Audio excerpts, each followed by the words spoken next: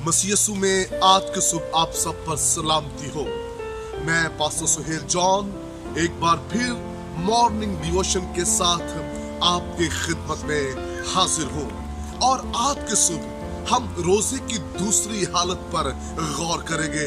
पहले हमने देखा रोजे की पहली वाली हालत और उस पर 5 पॉइंट्स मैंने आपको बताए।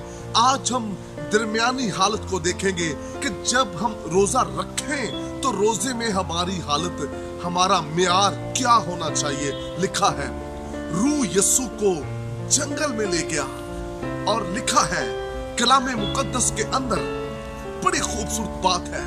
लिखा है कि मसीह खुदावंद रोजे की उस हालत में उन तमाम ख्वाहिशों पर गालिब आया जो अबलीस ने मसीह खुदावंद के सामने रखी। क्या था? लिखा है कि मसीह को सल्तनतें दिखाई गई, दुनिया की शान शौकत दिखाई गई और कहा गया इन सारी चीजों का मुख्तार तुझे बना दिया जाएगा। और कलामे मुकद्दस के अंदर लिखा है कि मसीह खुदावंद ने अबलीस की इन सारी चीजों को, उसकी तरफ से भेजी जाने वाली शान शौकत, उसकी तरफ से भेजे जाने वाली सारी प्रॉस्पेरिटी को रद्द किया। उन तमाम ख्वाहिशात पर मसीह गालिब आया। रोजे में जो हालत होनी चाहिए वो ये है कि हम दुनिया की चीजों, दुनिया की ख्वाहिशों पर गालिब आए, क्योंकि यूहन्ना के खत के अंदर लिखा है दुनिया और उसकी चीजें मिटती जाती हैं, लेकिन जो खुदा की मर्जी पर चलता है वो अब तक कायम रहेगा। रोजा वो है कि आप जिस्म की ख्वाहिशों पर गालिब आए। रोजा वो है आप दुनिया की ख्वाहिशों पर गालिब आए। रोजा वो है आप दुनियादारी पर गालिब आए।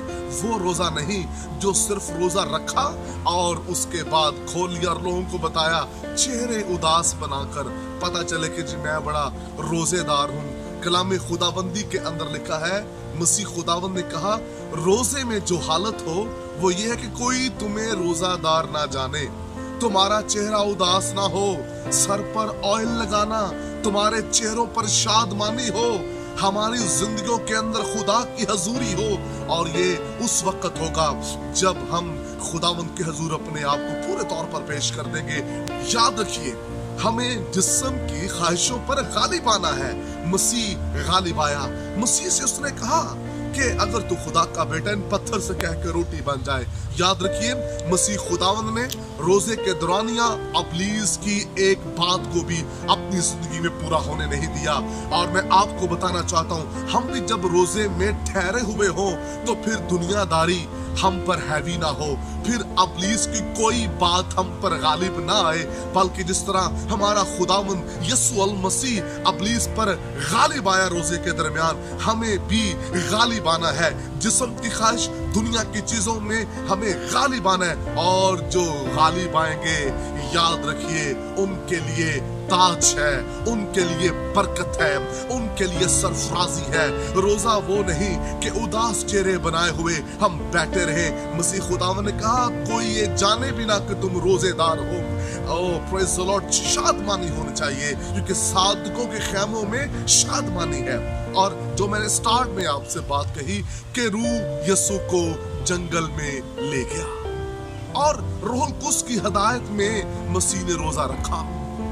हम दूसरों के कहने पर नहीं या अपनी ख्वाहिश से रोजा नहीं, बल्कि रूहुल कुद्स की रहनुमाई में रोजा रखें। और जब रूहुल कुद्स की रहनुमाई में आप रोजा रखेंगे फिर आप गालिब आएंगे, फिर आप फातेह हैं, फिर खुदा आपकी मदद करेगा।